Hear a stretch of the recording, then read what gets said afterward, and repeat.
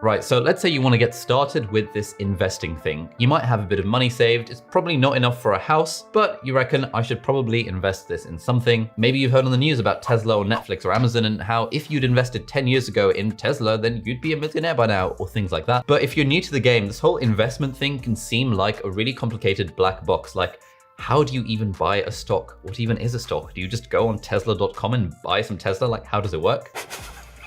And if you try and look into this, you get all these acronyms being thrown around like Roth IRAs and 401ks in America, or like ISAs and LISAs in the UK. And on top of that, there is the anxiety that we all have that I know investing is risky and I don't want to lose all of my money. So in light of all of that, this is the ultimate guide on how to get started with investing. It is the video I wish I would have had 5 years ago when I first started investing in stocks and shares. And we're going to cover this by thinking about investing in 10 different bite-sized steps. So the first one is forgetting about investing completely and just thinking, what happens to my money over time by default? And if you've studied economics, you will know that your money loses its value over time thanks to something called inflation. Inflation is generally around about the 2%, 2.5% mark. And so that means that every year stuff costs about 2% more than it did the year before. For example, in 1970 in America, a cup of coffee cost 25 cents. But in 2019, that same cup of coffee cost $1.59. That is inflation in action. And so let's say you've got £1,000 in your hand right now, and for the next 10 years, you just stash it under your mattress and you never look at it again. In 10 years time, your £1,000 is not going to be worth £1,000 anymore because everything will have increased by 2%-ish every year.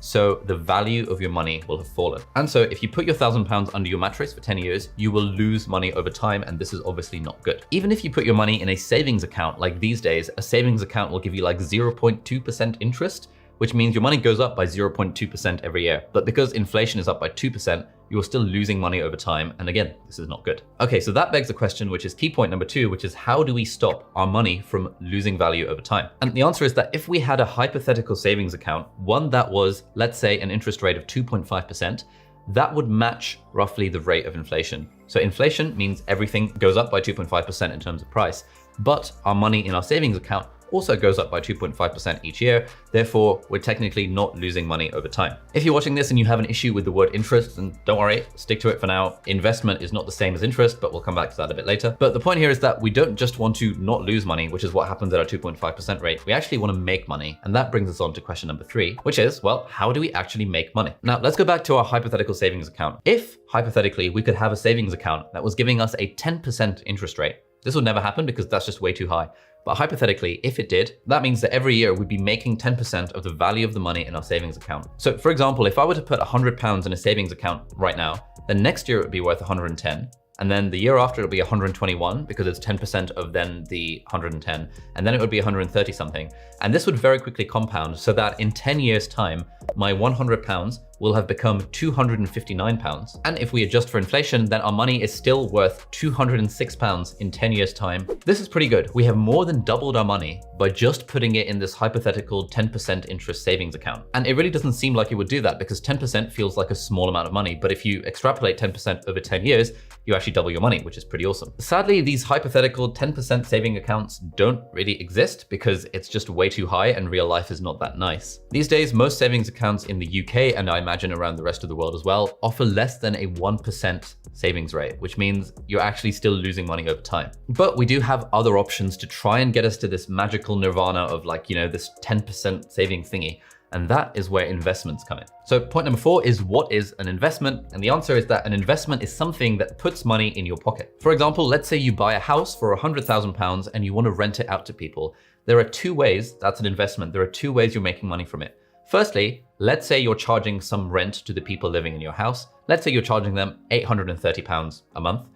That becomes £10,000 a year. And so every year you are making £10,000 in rental income, which is 10% of what you originally paid for the house. That means that in 10 years time, you'll have paid off the £100,000 that you put in because you're making 10K a year. And beyond that, every year, you're just making £10,000 in pure profit. So that's pretty good. But secondly, it's an investment because the value of the house itself would probably rise over time. In general, there is a trend in most developed countries that house prices tend to rise over the long term. And so your house will probably be worth more than £100,000 in 10 years time. And in fact, in the UK historically, in the past, some people have said that house prices have doubled every 10 years. So maybe your house is worth close to £200,000. And so you've made money off of the rental income, but you've also made money off of the capital gains which is what we call it when an asset increases in value over time. But the problem is that buying a house is a little bit annoying. You need to have quite a large amount of money for a deposit. You need to get a mortgage. You need to actually have the house. You need to sort out the rental management, rent it out to people, all of that kind of stuff. If only there were a way of investing without A, having a large amount of money to start with, and B, without having to put that much effort into managing the asset as well. And that brings us on to investing in shares. And for me, basically 100% of my investment portfolio is entirely shares. I have a tiny percentage in Bitcoin and I own this house, but I don't consider this house an investment.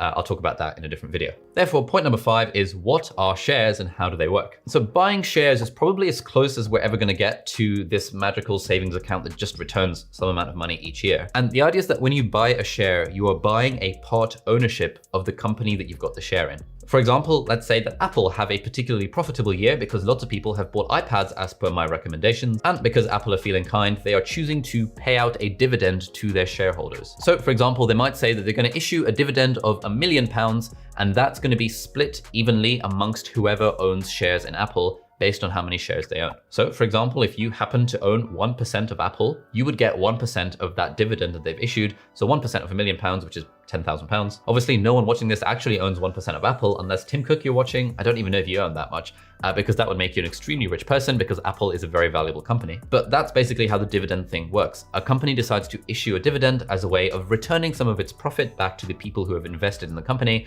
and therefore you make money through dividends. The second way of making money from shares is sort of like with houses in that you get the capital gains over time. So for example, let's say you bought 10 shares in Apple in 2010. At the time, those shares were selling for $9 each, so you spent $90 on buying 10 shares in Apple. As of October 2020, Apple shares sell for $115. So your 10 shares are now worth $1,150, despite the fact that you only paid $90 for them 10 years ago. Okay, so we've talked about what a share is and how you make money from them. And at this point, you've probably got a few questions like how much money you need to get started or how risky is buying shares in a company. And I promise we're gonna get to that. But point number 6 is how the hell do you buy a share in the first place? And this is where it can kind of get complicated because it's not as simple as going on apple.com/buy and just buying a share in Apple. It doesn't quite work like that. Instead, you have to go through what's called a broker. And back in the day, a stockbroker was a physical person, usually a dude, who you would call on the phone and say, hey, Bob, I want to place an order for some shares in Apple. And then Bob would type some stuff into his computer or place like a paper order, and then you would own shares in Apple. Thankfully, these days, we don't really have to talk to Bob because there's loads and loads of online brokers instead. And so you make an account on an online broker and then you can buy shares in a company through that. A bit annoyingly, every different country has their own different brokers that operate in that country because to be an online broker in a country, you have to abide by like a zillion different laws. And so in the UK, the system is different to the US, which is different to Canada and Germany and so on. In the UK, for example, most banks do have their own online brokery type thing. So with most bank accounts, you can also open an investment account with them and then invest online. But usually the interface is a bit clunky, it's a bit old fashioned. And so you're usually better off going with an online broker. In the UK, the two that I use are Charles Stanley Direct and Vanguard. But before we get ahead of ourselves and make an account on Vanguard or whatever, we need to understand a few more things. And so question number 7 is how the hell do I decide which shares to buy? And the easy answer to that is that you actually don't want to figure out which shares to buy. You do not want to buy individual shares. And I'm going to tell you a little bit more about that once I've had a haircut, so see you shortly. All right, so new hair. I've got my Invisalign braces on, so I'm going to sound a little bit different, but where were we? Oh yeah, we were talking about why it's not a good idea, generally speaking, to invest in individual stocks. And I'm going to do a video about this some other time, but essentially the issue with investing in individual stocks is it's kind of risky. Like, yes, if you invest in something like Apple, chances are it's going to be around 10 years from now. But historically, there have been quite a few companies that people were like, oh my God, this is amazing. This is the thing to invest in. And then that company went bust. So you're automatically exposing yourself to more risk if you are investing in individual stocks. Also, in general, like it's easy to say, hey, Amazon grew 10x in the last 10 years. Therefore, it's going to continue to do the same for the next 10 years. But that's trying to predict the future, and the past is no real indication of future performance. And so the advice that most people would give for beginners is that you should not invest in individual stocks, you should invest in index funds. And this is what Graham Stephan, one of my favorite YouTubers, also says as well. He says that index funds are the best, safest, and easiest long-term investment strategy for most people, which begs the question, point number 8, what the hell is an index fund? So there's basically two bits to understand here. There's the index bit and the fund bit. Let's start with the fund bit. And a fund is basically where investors will pool their money. So multiple investors would invest in the same fund. And then that fund would have a fund manager, and the fund manager decides which companies the fund is going to invest in. For example, let's say I were managing a fund and I called it Gringotts, and let's say 100 people from my audience decided to invest in my Gringotts fund. I, as the fund manager, can say, okay, the Gringotts fund, now that we have 100 people's money, let's say it's 100 million, so everyone's invested 1 million each, I've now got 100 million. I'm gonna put 20% of that in Apple, 10% in Facebook, 10% in Amazon, 10% in Tesla, 10% in Netflix, 10% in Johnson & Johnson, all of that sort of stuff. And so you, the investor, don't have to worry about this because you trust me and my fund Gringotts to manage your money. And as the fund performs well, because the prices of these stocks and shares increases, you get the returns and I take a 1 or 2% management fee. So I make a load of money because I'm earning 1 or 2% off of this 100 million that I'm managing. And you're not worrying about having to pick stocks yourself. You trust me as a seasoned professional to do that for you. So that's what a fund is. Now, the index bit refers to a stock market index. And so a stock market index would, for example, be the FTSE 100, which is the 100 biggest companies in the UK, or the S&P 500, which is the 500 biggest companies in the US, or the NASDAQ, or the Dow. And these are all different indices of the stock market. And if we use the S&P 500, for example, these are the components of the S&P 500. So we said it's the 500 biggest companies in the US. So number one is Apple, and Apple makes up 6.5% of the S&P. Microsoft makes up 5.5, Amazon makes up 4.7, Facebook is 2.2, Alphabet, which is Google, makes 1.5 and 1.5, so about 3% of the total S&P 500. And essentially, we've got these 500 companies. If you go all the way down, Ralph Lauren is 496, but chances are you've not really heard of many of the other ones at the bottom of the list. But chances are you've heard of most of the companies towards the top of the list. So the S&P 500 is an index of the US stock market. And if you look at the performance as a whole of the S&P 500, you get a general idea of how the US economy is going as a whole. So this is currently what the S&P 500 looks like. And if we do a 5-year time horizon, in fact, let's go max. So you can see, the S&P 500 started in 1980. And since that time, this is what the US stock market has been doing. So, as you can see, there is a general trend upwards. But for example, in 2000, there was a bit of a crash. In 2008, famously, there was a bit of a crash. And earlier this year, when Corona was first starting to be a thing, there was a bit of a crash.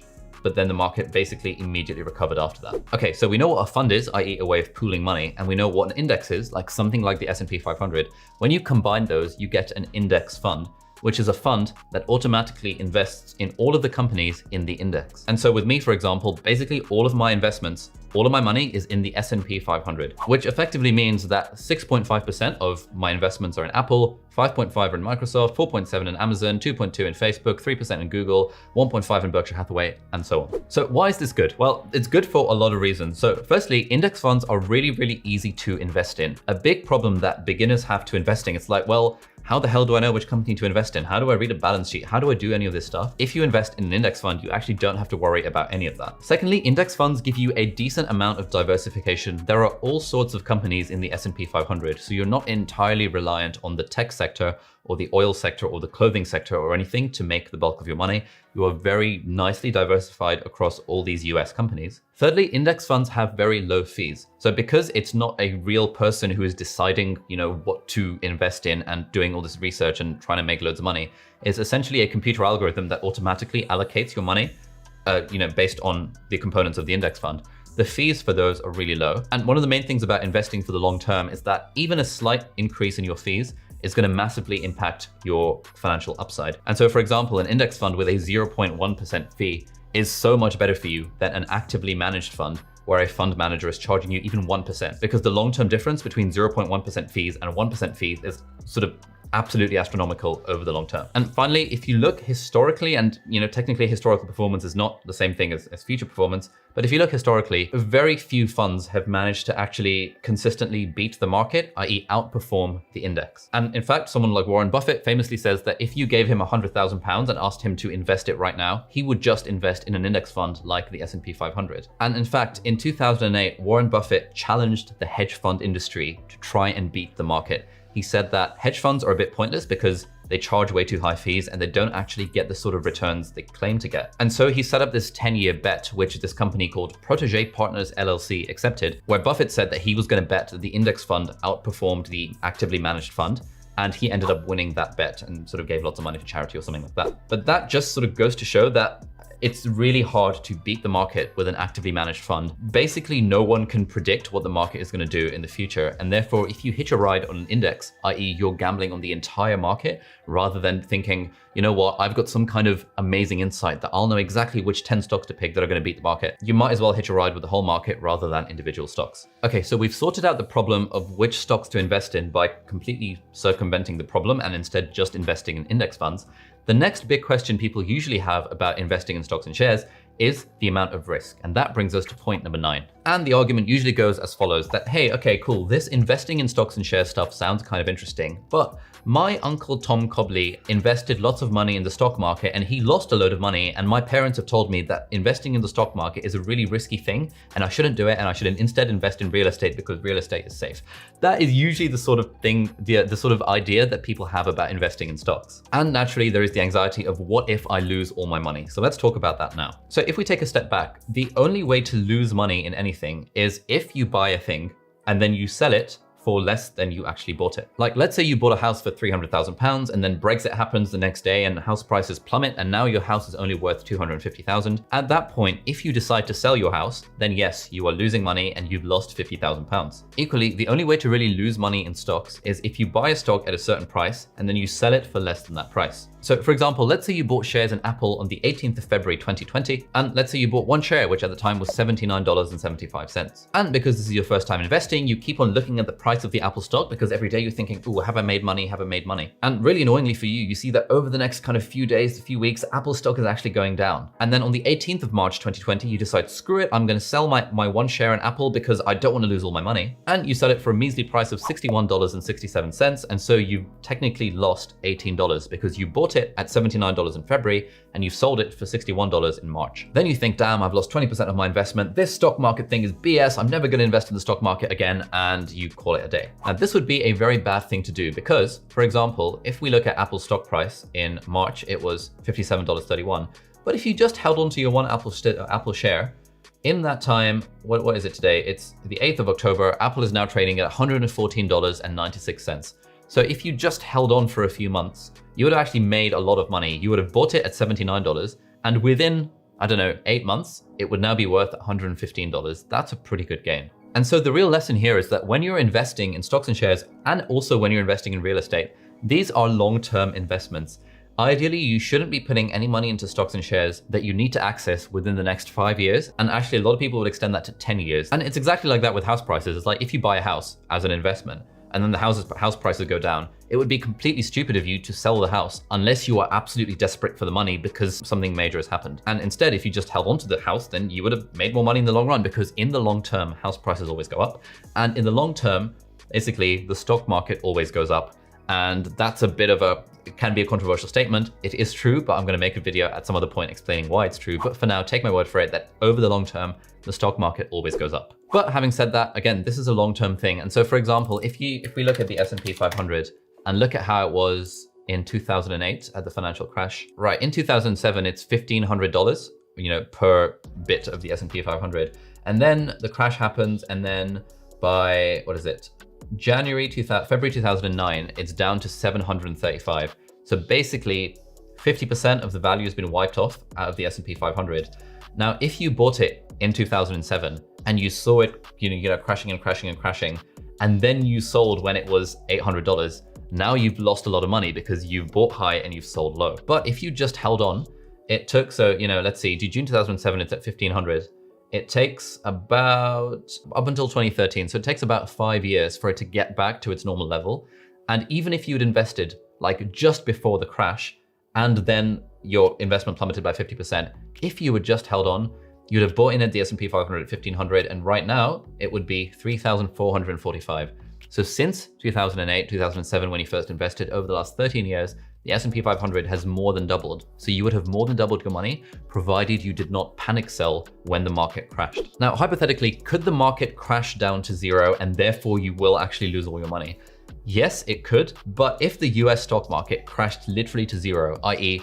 all top 500 companies, including Apple, Google, Microsoft, Facebook, like literally every company in the top in the S&P 500, all of those got destroyed overnight and the stock market crashed to zero, the world would be in some sort of mega apocalypse and you'd have a lot more serious problems to worry about rather than the value of your portfolio of stock market indices on Vanguard. In that scenario, in that doomsday scenario, money would stop meaning anything and you'd be using money to wipe your bum because money has no value because the stock market has completely crashed. It's basically unfathomable that the global economy could be so completely wrecked such that every single company goes down to zero. In my opinion, and again, I'm not a financial advisor, this is technically not financial advice, whatever that means. But in my opinion, it's unrealistic to think that if I put my money in stocks and shares, I could lose all of it.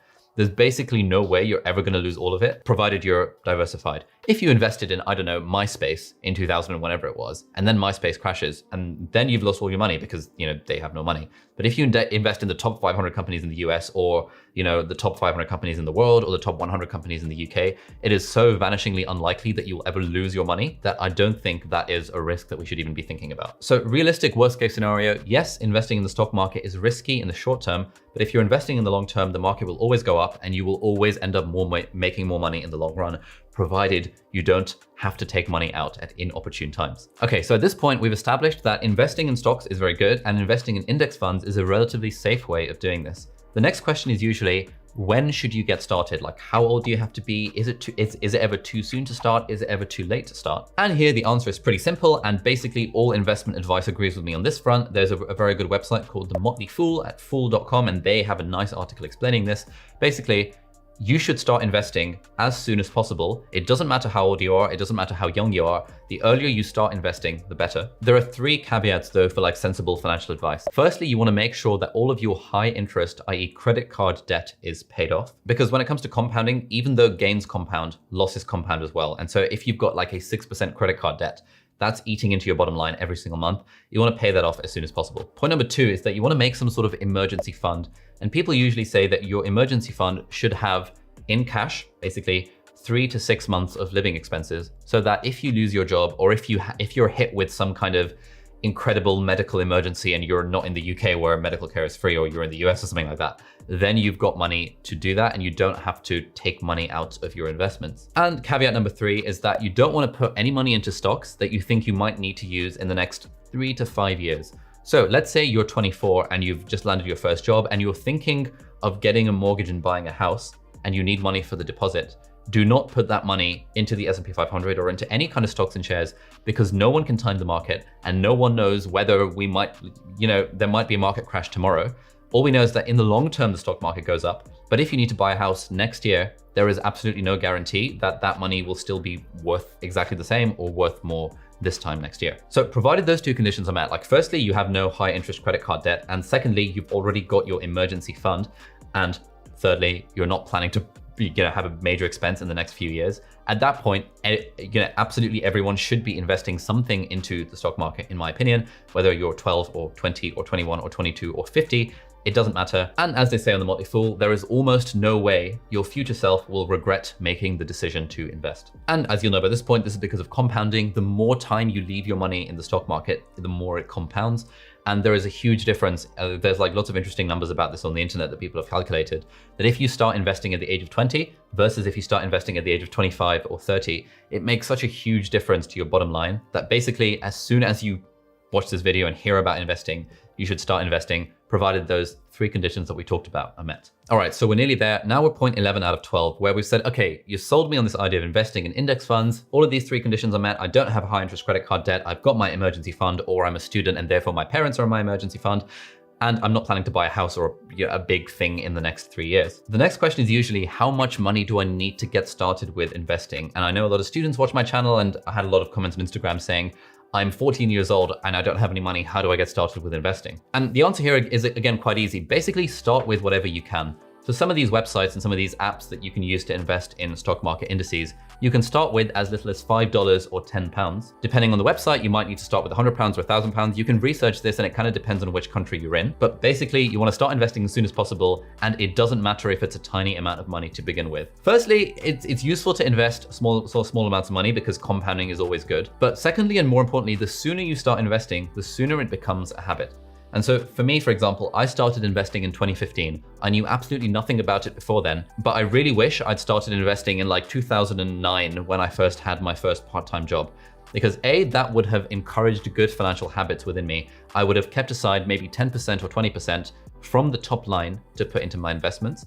Secondly, it would have meant that investing became a habit. And so I would have known about the fact that stock market indices exist. I would have done the research. I would have watched videos like this, although these weren't really a thing in 2009. And what I'm really annoyed about with myself is I started making actual money in like 2012 when my first business started to do very well.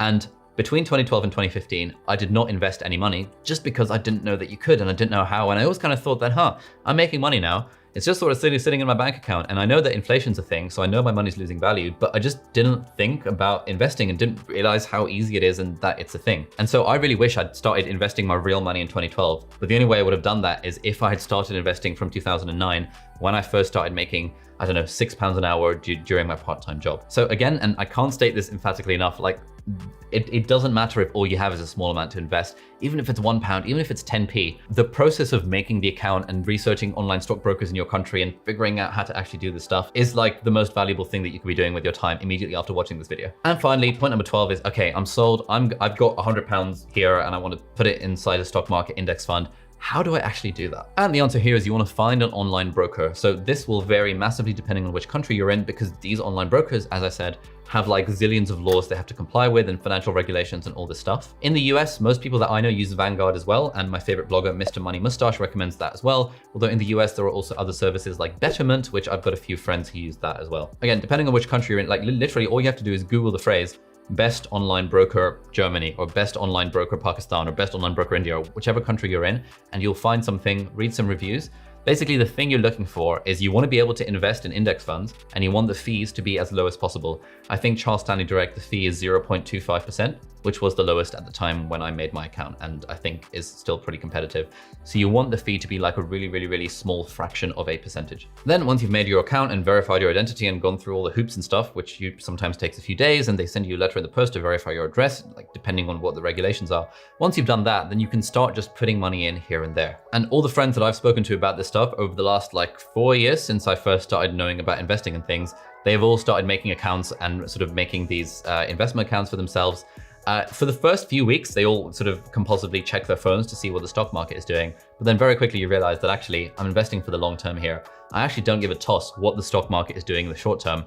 I'm going to check I check my portfolio once every 6 months just because sometimes I'm curious. I don't even bother looking at it. This is very much a set it and forget it strategy. You're investing for the long term. Your money will magically grow over time, provided you don't touch it and think, oh crap, the stock market's going down a bit. I'm going to take my money because I can't handle these losses. There's loads more to say about investing in finance, but hopefully this was a reasonably concise, not very concise, this is going to be a long video, but oh well. Hopefully this was a reasonable introduction on how to get started with investing in index funds. If you have more questions about exactly what to do or anything else about money, do leave a comment in the video description area thing. I'm still trying to think of a name for this series. I was thinking, I posted on Instagram, there were a few options. Money Talks was quite a popular one, but that's already a film. One that I really liked was Penicillin. I think I might call the series Penicillin. That was kind of cool. A lot of people said like Financially, because my name's Ali, get it, financially. A few different options. Let me know what you think. If you have any ideas for what this entire series about money and stuff should be called. And final piece of advice, if you're in the UK, and you're just getting started with investing, basically go on a Hargreaves Lansdown and make a lifetime ISA. The lifetime ISA is a very good deal. You can read more about it on moneysavingexpert.com. Within the lifetime ISA, as of 2020, you can put up to £4,000 a year into it, and then you can invest that in the S&P 500, which is what I would do. If you have more than £4,000 a year to invest, you can then put another £16,000 into a stocks and shares ISA, which I'd recommend doing on vanguardinvestor.co.uk. And if you have more than £20,000 to invest in a year and you're doing really well, then just open a general investment account with Vanguard. This is what I do. I think it works great. Loads more links in the video description to other resources and bloggers and books and other videos that I would recommend. Graham Stephan, amazing YouTube channel. Andre Jick does a good job with YouTube channels as well. Mr. Money Mustache, amazing blog. J.L. Collins, amazing blog with a fantastic stock series that you should definitely read. There's so much to explore in this area and it's a really fascinating topic, but thank you so much for watching this video. Hit the video here if you want to learn about how I make the money that I use to invest. It's my video about how to make money online. Thank you so much for watching. Good luck with investing. Make sure you invest in a stock market index fund, and hopefully I'll see you in the next video. Bye-bye.